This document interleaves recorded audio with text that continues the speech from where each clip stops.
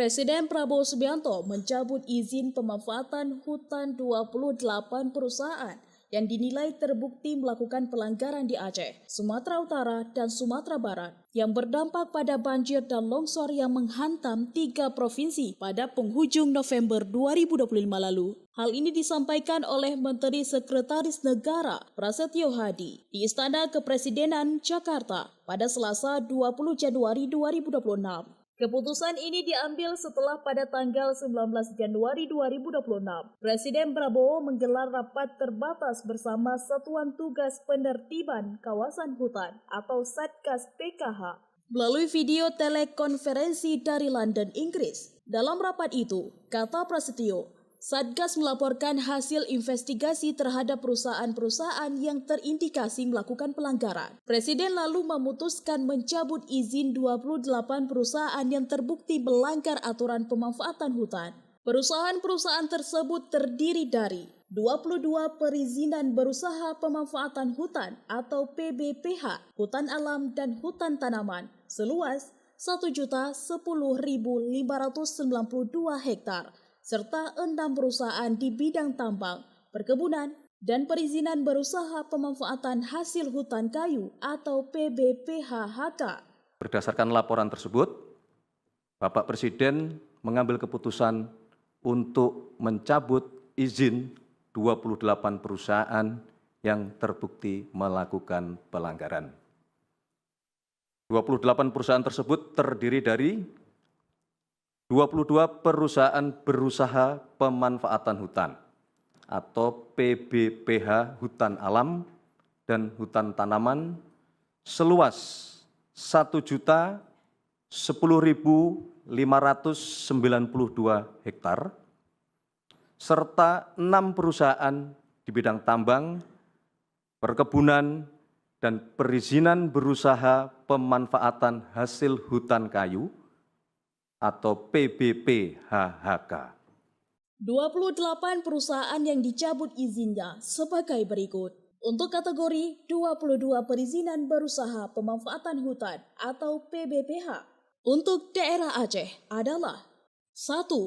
PT Aceh Nusa Indrapuri dengan izin seluas 97.905 hektar. 2. PT Rimba Timur Sentosa dengan izin seluas 6.250 hektar. 3. PT Rimba Wawasan Permai dengan izin seluas 6.120 hektar. Untuk wilayah Sumatera Barat, 1. PT Minas Pagai Lamber dengan izin seluas 78.000 hektar. 2. PT Biomas Andalan Energi dengan izin seluas 19.875 hektar. 3. PT Bukit Raya Mudisa dengan izin seluas 28.617 hektar. 4. PT Dara Silva Lestari dengan izin seluas 15.357 hektar. 5. PT Sukses Jayaud dengan izin seluas 1.584 hektar. 6. PT Salaki Summa Sejahtera dengan izin seluas 47.605 hektar. Sementara untuk Provinsi Sumatera Utara, 1. PT Anugerah Rimba Makmur dengan izin seluas 49.629 hektar. 2. PT Barumun Raya Padang Langkat dengan izin seluas 14.800 hektar. 3. PT Gunung Raya Utama Timber dengan izin seluas 106.930 hektar. 4. PT Hutan Barumun Perkasa dengan izin seluas 11.845 hektar. 5. PT Multi Sibolga Timber dengan izin seluas 28.670 hektar. 6. PT Paneng Lika Sejahtera dengan izin seluas 12.264 hektar. 7. PT Putra Lika Perkasa dengan izin seluas 10.000 hektar. 8. PT Sinar Belantara Indah dengan izin seluas 5.197 hektar. 9. PT Sumatera Riang Lestari dengan izin seluas 173.971 hektar. 10. PT Sumatera Silva Lestari dengan izin seluas 42.530 hektar. 11. PT Tanaman Industri Lestari Simalungun dengan izin seluas 2.786 hektar.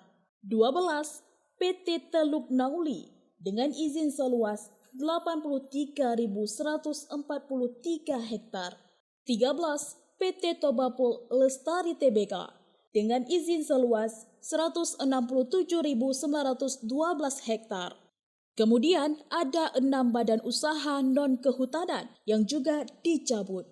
Untuk Provinsi Aceh, 1. PT Ika Bina Agrowisesa dengan jenis izin usaha pemanfaatan atau IUP perkebunan. 2. Civi Rimba Jaya dengan jenis izin PBPHHK untuk Sumatera Utara.